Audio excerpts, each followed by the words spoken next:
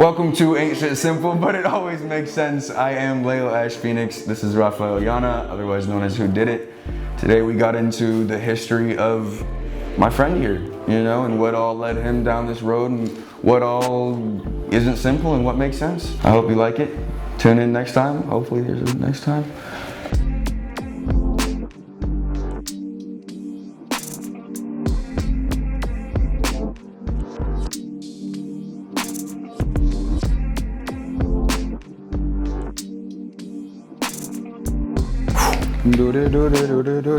Brown. It's a serious clap. It's a serious clap because this is serious business, Rob. God. Okay, so I'm interviewing you. Yeah. That's pretty cool. You make art, right? Haven't been interviewed in a while. I do make art. Some people call it that. It's just, some people call it that, dude. You know, it's pretty hard to be serious around you. Let's see how this goes. I'll get it there. Okay, first question. This is not a question. This is a prompt. I want to know the saga. I want to know the timeline of who did it. I want to know the fucking backstory of Batman here. You know? So like, when did you first? When did you first kind of start realizing you felt good doing artistic things? That's a good question. I think I knew I wanted to do something artistic and be like a performer of some sort in probably 3rd grade. I think that's when I started. I was lucky to have parents who wanted me to get into piano lessons as well. So I guess I had seen, the story my mom tells me is that I saw someone playing piano and singing, and I said I wanted to do that. So yeah, it just like kind of started there. I had a cool music teacher here who taught me piano and then guitar around 6th grade. I definitely was motivated by singing for girls at lunch. So true. I definitely learned how to play guitar for that. And I also got into performing arts, doing musical theater, a variety of other plays, and just starting to get into that kind of creative kind of space that way. That's kind of the first medium you jumped into, or was it started with piano, or was started with? Well, I started with private lessons, and I guess around the same time I got into elementary choir. That might be the other piece of the puzzle there. Just because, you know, in like Sunday school you would sing on Sundays, and I think I liked that, and my parents worked until about 4. So it was just convenient for me to be in elementary school choir. So yeah, I guess it kind of all came at the same time. I kind of just became a performing arts child. How long were you singing in Sunday school? Phew. Like ever, or? I mean, so Sunday school you would just do it once or twice a year that they would just get you to sing, basically. Yeah. But then that kind of expanded into me singing with choir, and like singing in church choir is something that I did professionally as well. So in a way it's like kind of didn't leave me. Do you ever miss it? Because I know you don't do it anymore. That's a tough question. And I think more so, hold on, I think the question is more so, do you miss the singing in the choir and not the, you know what I mean, the actual art, not the politics or anything like that? Yeah, I would actually say that there's not a lot of politics in singing in choir. No. It's a pretty low stakes and like nice place to be and sing. Okay. I think singing just kind of got overdone for me, and I haven't quite made it back. I did take part in some barbershop stuff when I was in Nashville, and I think that was a good way for me to like reclaim having fun with singing. But I haven't really felt like a lot of drive to continue singing recently. It's been a little bit more like, I don't know, just playing with the computer. Okay, so boom, we're in 3rd grade, we see someone big pimping with the piano. And we're like, yeah, no, I gotta do Actually, that. I think I remember the instance now that we're talking about it. We used to go to the family reunion up in Ohio, see a lot of my mom's extended family out there. That's nice. And there's like a restaurant where a guy would play piano and sing. And I just remember being in awe of that. So it might have been that, or that's just always been one that stuck out in my head at least. That's really sweet. Okay, Ohio family reunion. We see this go down.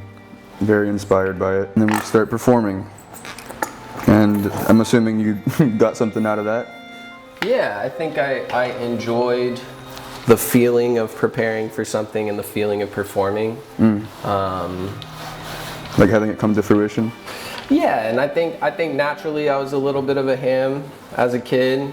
And I think there's some weird dynamics that play out when you are a ham, but then you start performing and your parents want you to kind of like do the trick for their friends sometimes. I think that kind of blurs some stuff sometimes, but I think it felt good to prepare. It felt good to kind of excel at it. I was naturally kind of good at preparing. Reading music made sense in my head, and the piano helped that too. So it just felt like a natural thing. So then you get into middle school. You went to PKL this time, right? Yeah, my whole life, or my whole pre-K to high school. Pre-K to high school. Well, kindergarten to high school. Yeah. Right. Which, for those who don't know, is a performing arts school. To an extent, it specializes in. It's a chart. PK Young is PK Young. It's kind of like a charter. Yeah. They love some plays though. Yeah, they do. And the arts. They do be loving plays. I got into the performing arts program, which is like your middle school elective, and it was that PE or band literally or something like that, and maybe theater. Multiple performances a year, for holiday season, and so it was really like a lot of commitment, a lot of after school time. We would also go compete. PK would traditionally do pretty well at You ever win anything? Yeah, I got a bunch of superlatives, and we were on That's what I'm talking about. Critics' Choice a few times. Oh yeah. Yeah. That's one. Come on, dude. My biggest flex, dude. Of all time. Peak. Literally. Peak me right there. So yeah, we did get some accolades, and as I got into high school, I joined the vocal ensemble, which was like the smaller but more proficient choir that would also put on the musical, basically. You got more involved in that. Yeah, just got the commitments raised up. I got supporting actor leads. I got the lead in my senior show. What was that? It was Usnavi and In the Heights. Yeah. Yeah. I know all about Usnavi. It's a rap. So the show's about Washington Heights in New York City. I think it's up at Harlem. Long story short, there's a lot of Dominicans that live in this particular neighborhood, and it's kind of just a vignette on their life, and a crazy situation happens where a grandmother wins the lottery, but you're kind of faced with like the big picture of the situation, but it's done through rap and salsa music, so it's like a really cool show. It was the first one that really did that, by Lin-Manuel Miranda. Oh man, I would love to see you rapping and salsing. Oh yeah. Don't look for it on the internet, because it's not there. Yeah. Everybody. Now we know what to do. Yep. I'm gonna link right here. There's a little box. Hunter will put it there. It says he did it. God, it's definitely cringe to watch yourself. Oh my God, dude. As an adult. In 8th grade, I had to. I say I had to, like I wasn't so fucking hyped for it, but I was a goddamn Peter Pan in our school's musical, and dude, oh my God, I looked so cool. Dude, you're a real boy, dude. I was a real boy. Nobody could take it. Wait, that's the wrong cartoon, dummy. Oh, you're right. You're forever boy. Yeah, forever boy. Yeah, dude. Oh my God.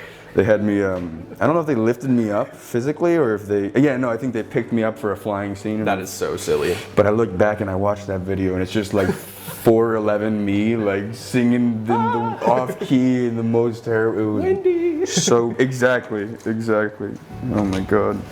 Yeah, it's funny actually, I cannot stand musical theater for pretty much that reason. Really? Yeah, man. Pre-K to 8th grade. We had to be in a musical, and it was always so dramatic. Really? And who got parts and who didn't got parts led to, fights that ended friendship. Because I went to a really tiny school, so it was like, and it just kind of put a dampener on the whole thing. But it is quite dramatic. Everybody's trying to be dramatic, and yeah, you hold so much importance. It feels like your whole life you're working so hard on it. Which makes sense. You're spending hours on yeah, it, you know? you are. And I mean, at that time, that is, you know, the most important thing. But all it's a your shame. friends are a part of it, and then you're also just still in middle school or you're still in high school, so it's like no one has the tools to really deal with their issues. Dude, it's like tomatoes. I gotta try them again. Yeah. Tomatoes. I think my palate might have changed since I was 12. Tomatoes definitely were a late comer onto my palate. You know, that sounded crazy, but yeah, no, tomatoes took time for me to Tomatoes took time. That's not a bad band name. Tomatoes took time. Hello, everybody. We are TTT. Tomatoes took time, brother. Where'd you go to school, and what'd you go to school for again? Sure. So after PK, I went to Santa Fe and got an associate's. I was doing one of their local scholarship programs. So I got in music, took the year off, met Journey, and then Journey, my partner of 11 years. Sorry, I guess the camera don't know that completely. Shout out Journey, man. Yeah, shout out She's Journey. the best. The absolute best. Journey was going to school in Tennessee. I lived here and lived in Gainesville and worked like a bullshit ass job. Yeah. But was figuring it out, and then I ended up getting the scholarship that she had to go up to Middle Tennessee State University, and that's up in Murfreesboro, Tennessee. And I was doing that for 3 years or so. And what were you majoring in? So initially I went up for music industry, but the scholarship that I had didn't really cover what I really wanted to do. I hate that. And I started getting gatekept on some of the classes that I could take, and nobody really wanted to help me out to get into the classes I wanted to take for like production. For instance, like even though I had been using Ableton for probably 3 years at that point, I had to have a calculus credit to get into the Ableton class. Yeah, so which is bullshit. That makes sense. You know, I don't need calculus to produce music, you know what I mean? I didn't know. But I wasn't on a science path, so there was no reason for me to learn calculus. No. So yeah, what ended up being an audio like science degree was what I couldn't pursue. So then I got into classical voice. I started working, or I was working in classical voice the whole time, but just like that became my major vocal performance after a while. The whole time you're in Tennessee, Journey's there with you, right? Yeah, we're living together right off the campus for the majority of the time. We've been in it the whole time. And what's the deal with the barber shop? Yes. So there was a point after we both graduated Journey, I was working for Gibson for a little while and I hated that job. Journey was working in the nonprofit space. We both were having difficulties with jobs, honestly. And like, she got this crazy opportunity through a nonprofit like job board and beat like 70 other people or something ridiculous like that to be their marketing director. And barbershop is something that I sang when I was in vocal ensemble because it's just an arrangement style. But I didn't realize there's this whole society of people who are basically like family, like they have this shared interest that brings them together, and they meet multiple times a year, and you like see these people you really care about, and you sing together. Like they'll sing all night long when they see each other. Like they'll be singing all day for a competition, and then they'll stay up all night and sing. So being a singer and not really having that, like I found that through fraternity. I found people that I was singing with that were also like family in a way. But I never had found that through just straight music. up. Yeah. So that was like a very special and a very like world-changing thing for us for a little while. We have a lot of friends and a lot of people we're really close to still because of barbershop. Okay, so we graduate after kicking some butt in Tennessee. Come on. We cut a bunch of hair. How long did y'all stay there for?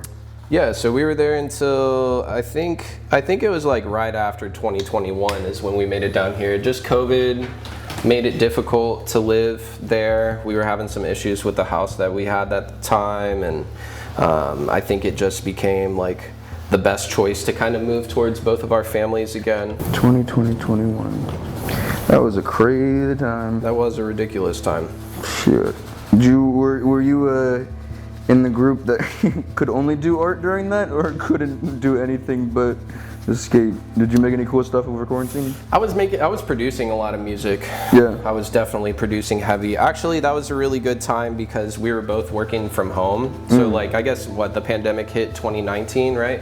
So we were both working from home for a period of time, and I just spent my whole day online because, to be honest, there wasn't like anything ton else to of do work for me to do at my job. I was working part-time, and I would like manage, there was like a website, and I ended up taking on an audio project through the job. But like, that's what really started me like being at the computer and working on music every day. And I actually attribute that time to like a lot of my growth as a musician, because That's really cool, actually. I put a lot of, I mean, I would get up, I would log in and look at my email, nothing really would be happening, and whatever like meetings I would need to go to, I would go to. But if there was nothing to do, I was spending that time like just working on music, really. That probably Trying to work as much as possible. changed a lot. Probably, Yeah. you know. Yeah, I learned, I like met my first community of musicians in Nashville, and was meeting, you know, nobody wanted to meet in person at that time. So it was just like, just trying to meet people and trying to, Find a way to communicate. yeah, figuring out what the language was. I was producing weird music, you know. Felt like there were pressures to make more of like a radio sound because everybody's so industry focused, you know what I mean? And like, that was really cool. There's some people I really look up to who make really awesome music and work on the projects that a lot of people care about now that I met at MTSU or through MTSU. So I don't discredit that at all, but like, I guess on my path, it's been more like art for the sake of art versus art with the Business in mind first. the business in mind, or like maybe even the business in mind First. Yeah, I guess first is, Your primary motivator is Yeah. not monetary gain. and at all when times. it is monetary gain, it kind of just Sucks. ruins it for me, unfortunately. Isn't that so annoying? But And also kind of beautiful. I find that to be exactly the same with me. To the point where, you know, I was trying to do this so much more full time, and my last live painting is just basically a black canvas. Yeah. Because there was just nothing to say. Was that, which one was that? That was some show at the How Bazaar. Oh, okay. 2020 or something, 2021. And 2021, I think. Yeah, no, it was just like literally like, oh my God, I have nothing to say, because all I'm thinking about is, would you like this? Would they like this? Would they want to buy this? It's like, Yeah, you're that's thinking not, about the sale. so then I'm portraying this question of, would they like this? Would they want this? Would they doubt it? And it's so convoluted that it just comes out black. Yeah. Just no image, no nothing, no. I think that kind of feeling is what made me not want to perform quite as much anymore. Because ultimately it does kind of feel like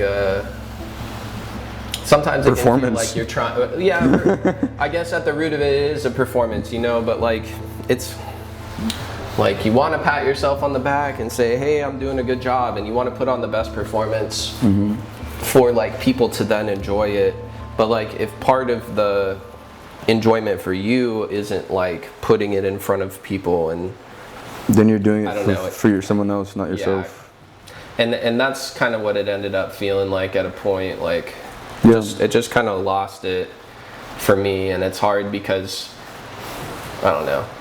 As a producer, like, how do you play your music live if you don't do vocals on your own shit? You DJ it, right? And, but like, the line of what is DJing and what is your art is a really hard barrier to kind of overcome. Have you been managing that?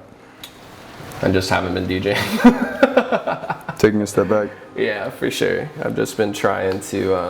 Ha ha ha, but also that's a valid thing to do in that situation. I just realized that it was something that I got good at, and I might DJ again, you know, in the near future, but it's not like my preference to be a DJ. Yeah. Like, I'm not having as much fun with it anymore. So now we're in Gainesville. Yes. We moved home. We're with moms. Moved home with my mom.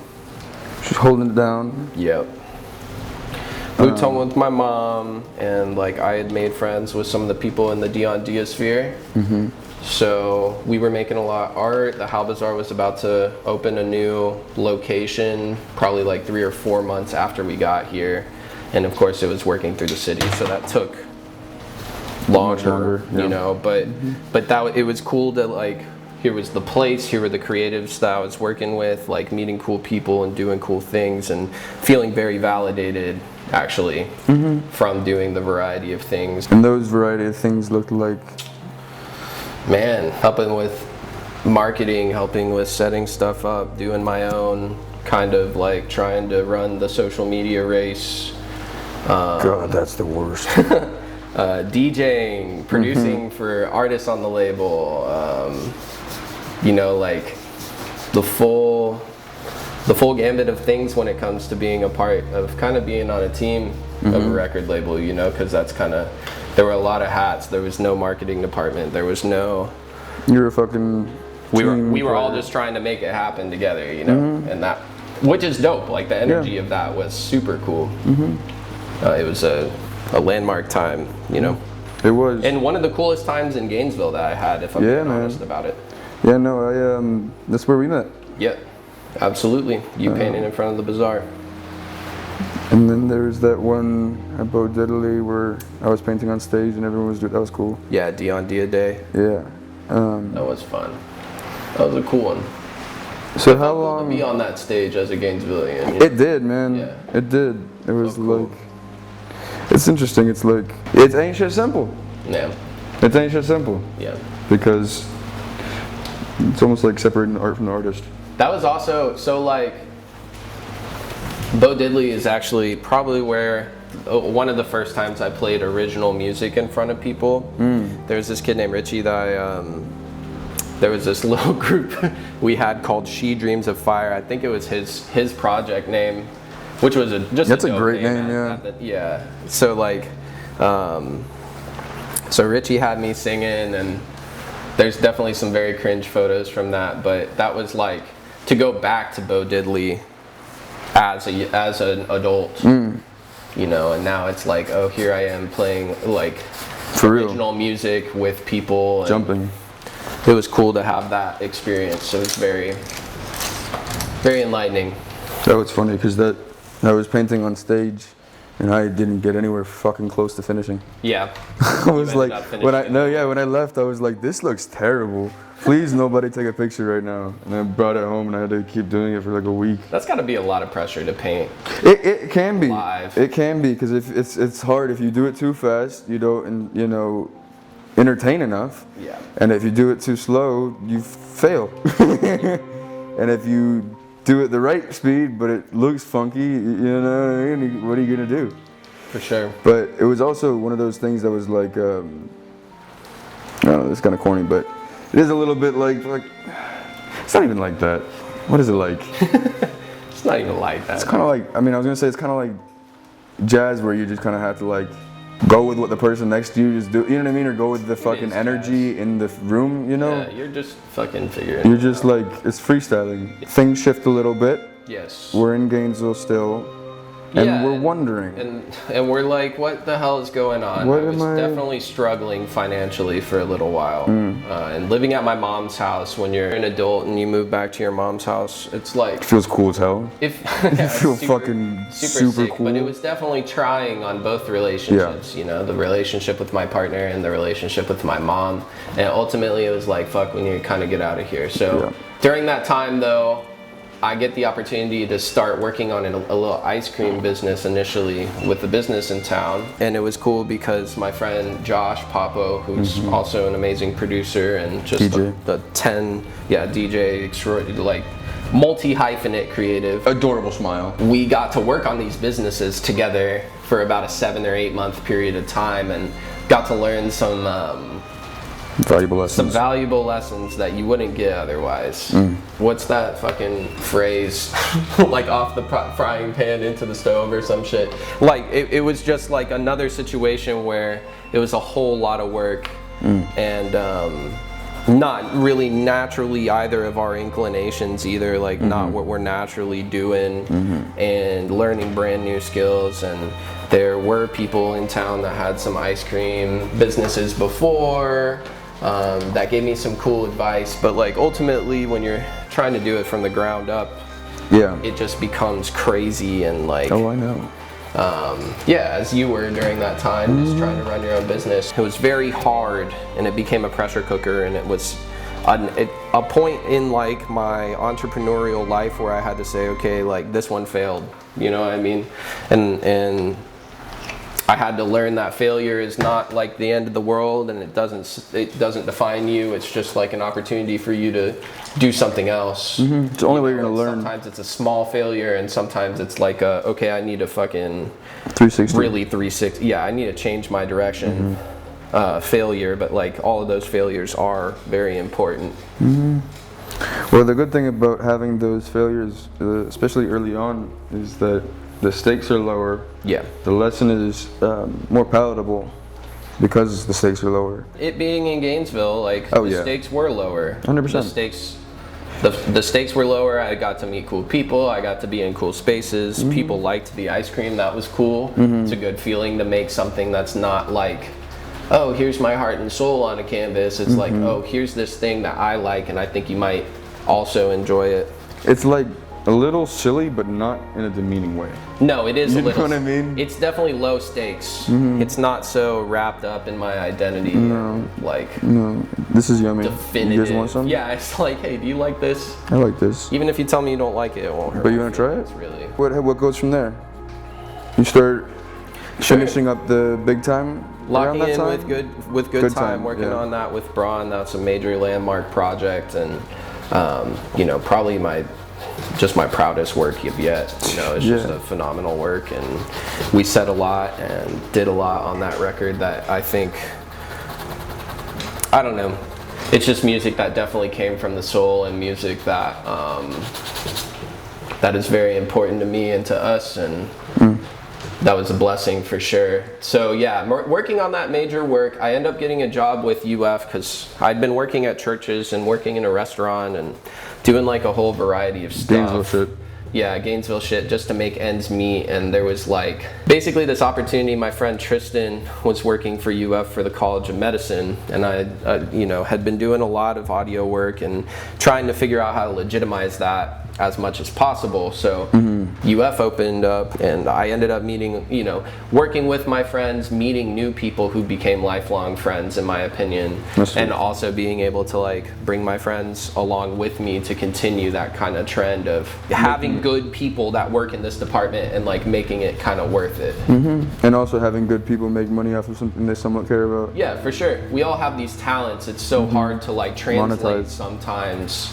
So yeah, finding where we fit in to the big picture, you know, even if we're another cog, like if you have to be a cog but you can make enough money that you're comfortable and you can like work on your shit, on your craft, like that's really that, you know, until I get to self-sustain, that's what I'm looking for, is like trying to being able to live and do what you like to do. Yeah, 100%. What makes you want to live?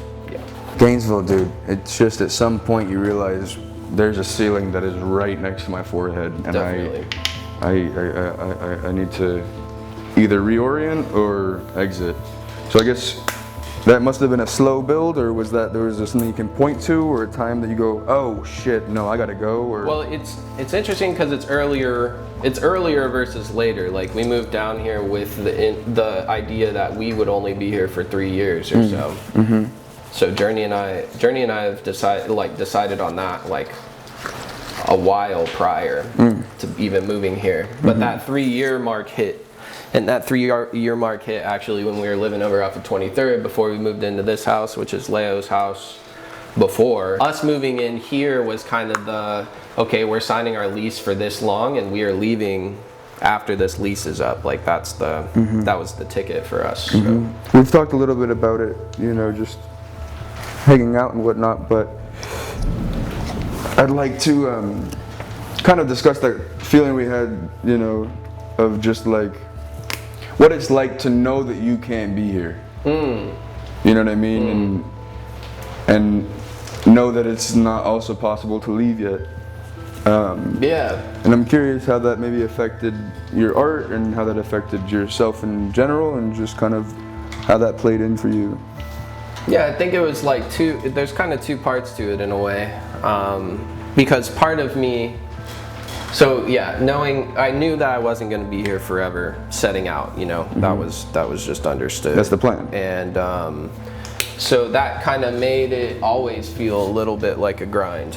It kind of always felt like, man, this isn't like happening in the way that I dreamed it would. You know what I mean? Like things aren't picking up. No matter how much hard work, like the strategies or whatever just didn't pan out while you're here. So it's kind of twofold. Like one part of it, I was like, I'm gonna make it work from here. Like I'm gonna work as hard as I possibly can and keep trying to improve. But as that started deteriorating, and I kind of found that social media isn't a vehicle that I'm very good at, like dealing with. Yeah, it just became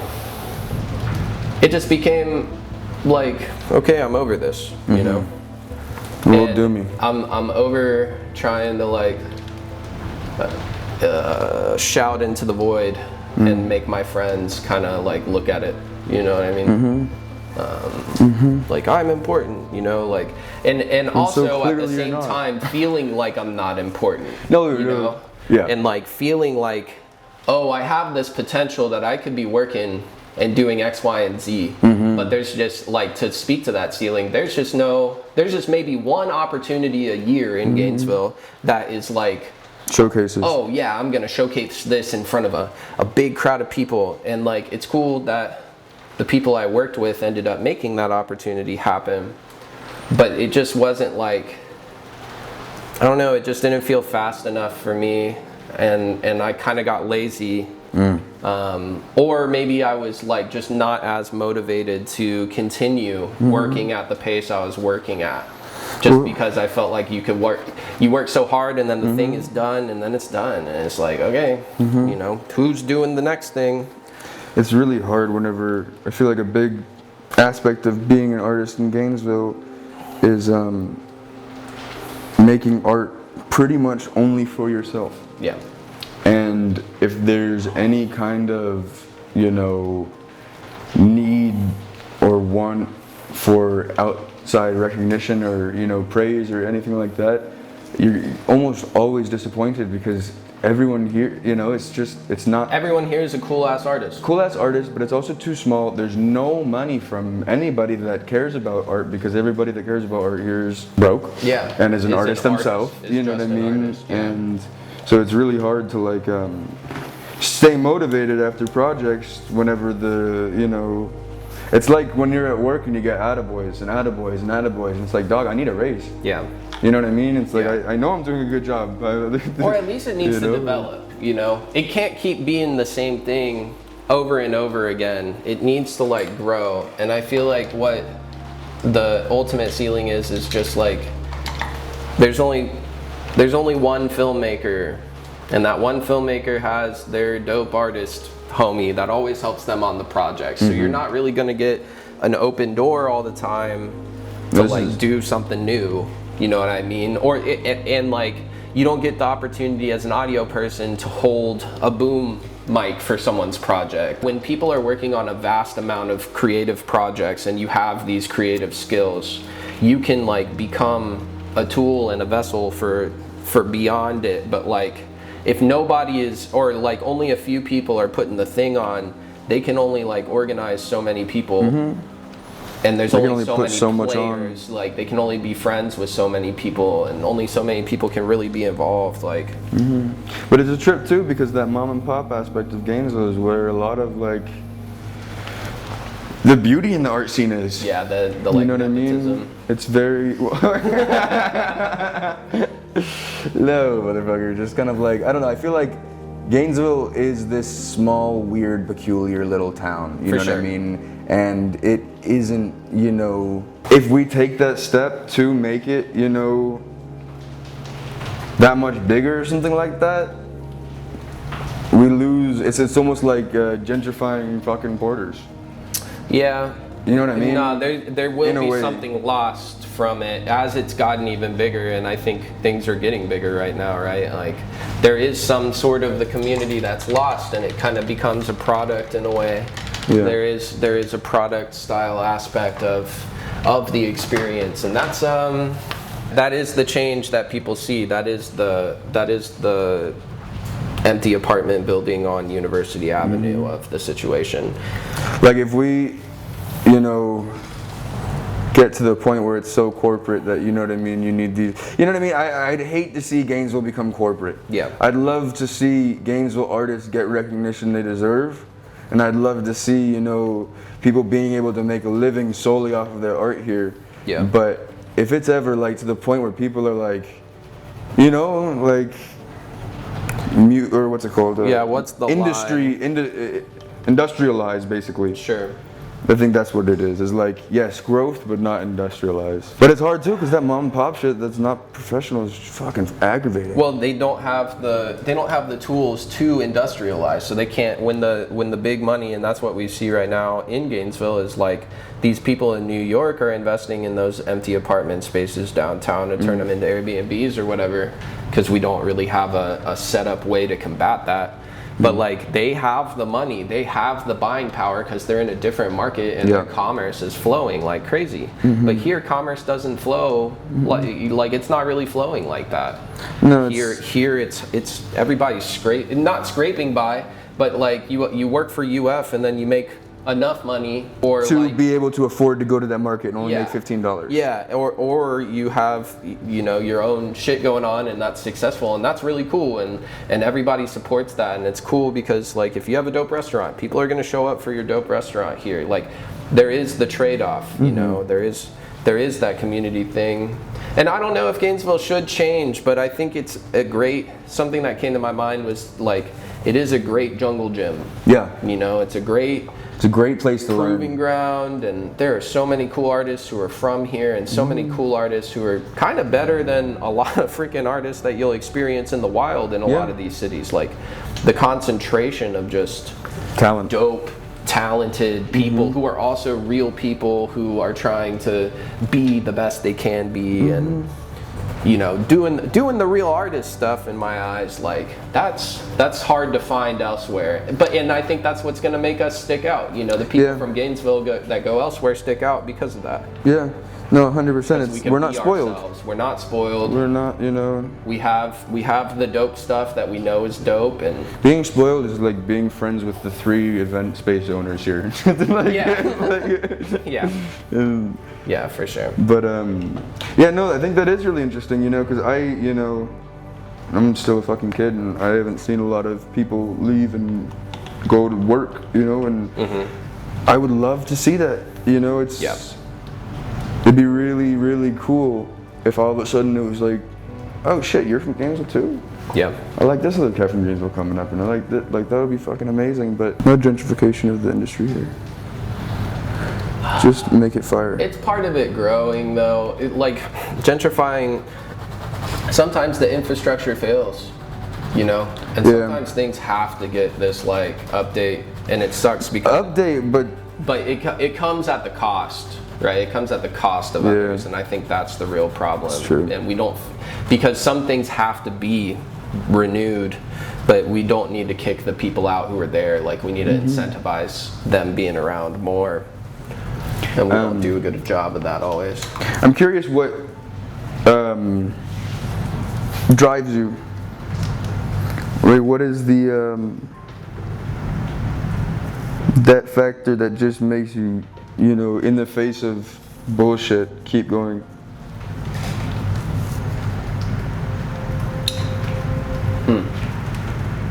I think part of it is because I think the world is a more beautiful place than what it's been sold to us as. Unfortunately, the people who are close to you can sometimes prove to you how tough the world can be. But if I could be a part of making people remember that the world's kind of a good place, then I want to like be active in that. People get such a shit hand sometimes, and nobody cares. Nobody cares about it or making sure that people are helped and comfortable and loved. And even though we have a lot of people that work within that guise that they think they're helping the world, you know, through like a social media activism kind of standpoint, right? I feel like there's a lot of people who get alienated and isolated in the process. So yeah, I think I just want to be a part of it. It's like that corny, be the change you want to see in the world kind of vibe. Yeah. But I do want to just be an example of someone who's not perfect and who has problems and had to learn a lot of shit the tough way, but I'm also willing to work through it with other people too. Fucking justice and joy are the biggest drivers. Yeah, for sure. That's beautiful.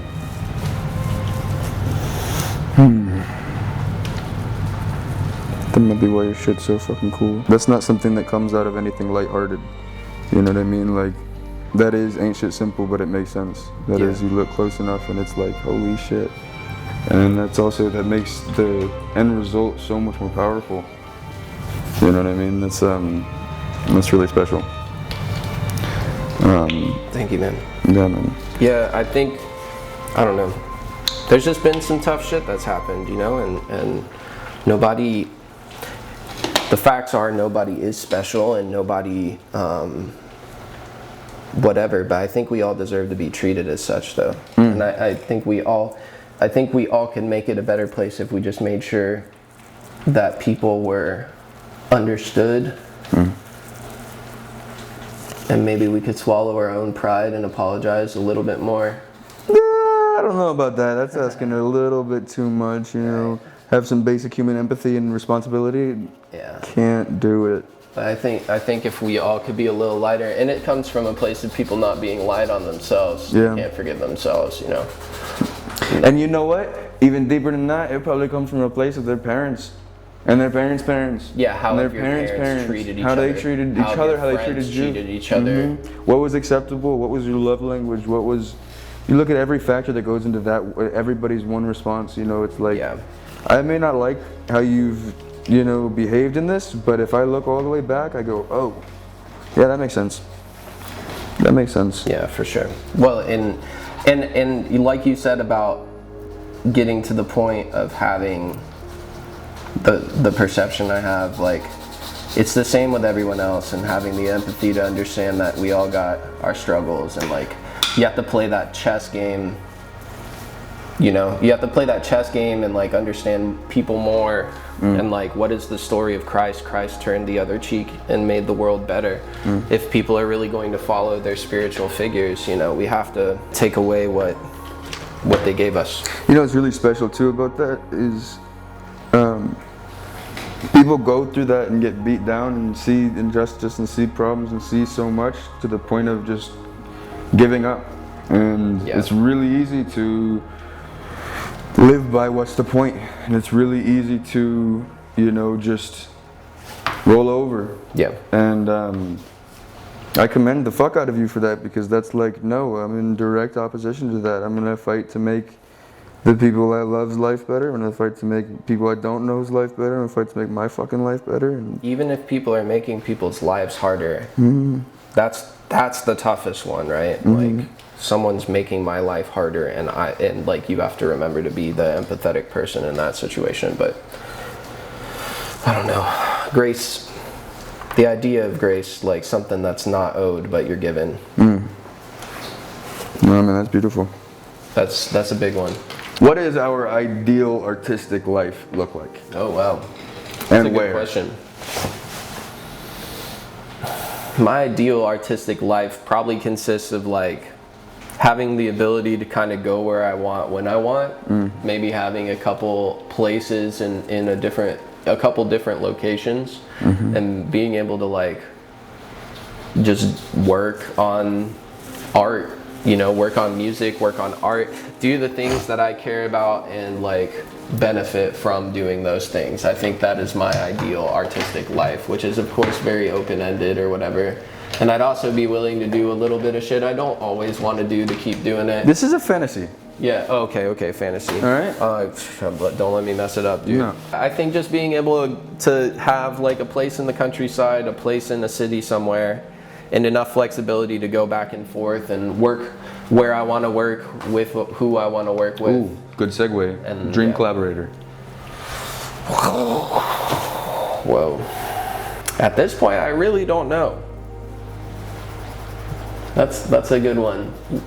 I mean, Smino and Monty Booker, probably more Monty Booker than anyone, just because I think we could make some cool music together. You hear that, Monty?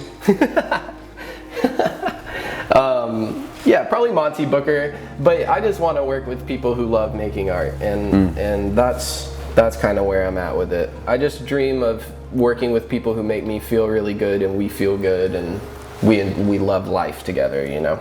Too damn wholesome. You made me shed a thug tear. That's beautiful. I love it. I think we might have fucking do it. I think we might have fucking done it, dude. I think this is maybe what it's like whenever you find out that ain't just simple, but it always makes sense. Hey. You know, you make a lot more sense. That last comment especially. Hell yeah. Well, thank you for being willing to interview a little hairy guy like me, you know? You're an idiot. Yeah, man. Any projects coming out? Anything to look out for? Anything to plug? Anything to employers in New York City? If you want just a fire hombre. Life. Hey. You know. If anyone wants to just pay me money to New York exist, Times. you know. Hook my boy up. Sponsor him. Existence sponsorships. Here we are. Yeah. I don't know. Stuff to plug. I guess just keep looking out for new music. I might have more songs coming out when I get landed and get comfortable, and you know, I don't know. Just look out. I'm coming, man. He's coming. Coming for the big guns, dude. The one and only. I don't know. I want to do like physical art. I think I've had this dream of like doing a physical art installation. So I think as I get to New York and as shit kind of gets figured out a little bit more, I'm going to be looking more into that.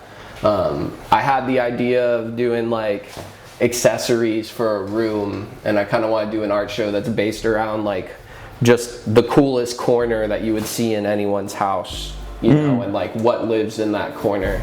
That's so neat. I kind of want to make my own riffs on some of it, so I have to give some time conceptually, and I obviously have to find a gallery space to host that, but that's kind of the big one. Hell yeah, I would man. say. Yeah.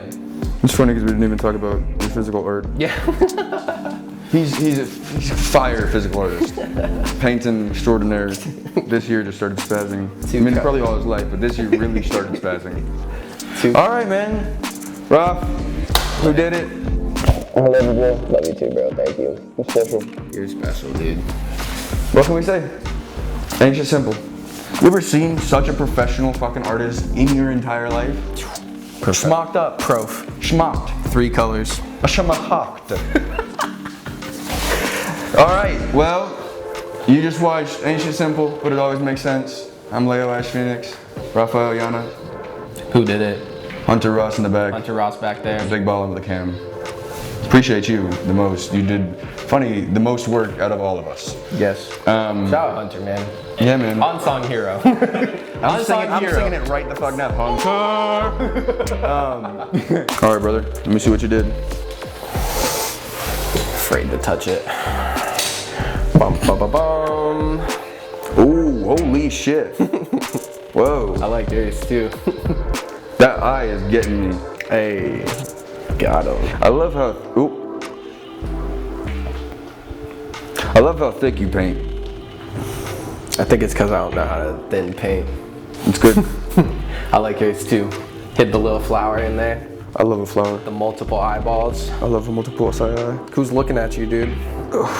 The folks.